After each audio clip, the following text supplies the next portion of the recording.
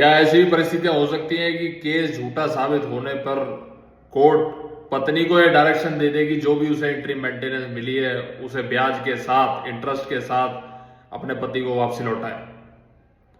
Ajit Jain versus छवि जैन का एक अहम फैसला आपसे डिस्कस कर रहा हूं साथियों, जो ऑनरेबल दिल्ली हाई कोर्ट का फैसला है, जहां पे जब मामला ऑनरेबल दिल्ली हाई कोर्ट पहुंचता है तो पति का ये कंटेंशन था कि उसकी पत्नी ऑलरेडी एडल्ट्री में रह रही है, लिव इन रिलेशनशिप में रह रही है गैर मर्द के साथ। तो इन परिस्थितियों में वो एग्रीड पर्सन की कैटेगरी में नहीं आती है, एग्रीड पर्सन की डेफिनेशन में नहीं आती एज पर दी डोमेस्टिक वायलेंस एक्ट, और इसलिए वो लायबल नहीं है कि उसे किसी भी प्रकार की मेंटेनेंस मिले। तो कोर्ट ने स्पष्ट कराया है कि ये जो चीजें वो बोल रहे हैं, जो फोटोग्राफ्स उसने प्रोड्यूस करी है कोर्ट के सामने, ये मैटर ऑफ ट्रायल है। ये ट्रायल के बाद ही पता लगेगा कि वो महिला एडल्ट्री में एक्चुअल में रह रही थी, किसी गैर मर्द के साथ उसके अवैध संबंध थे या नहीं थे। पर जो फिलहाल की जो परिस्थितियां हैं, जो उस पति और पत्नी के बीच में जो चैट्स वगैरह हैं और जो भी उसने एविडेंस लगाए थे, वो प्राइमा फेसाई शो करते हैं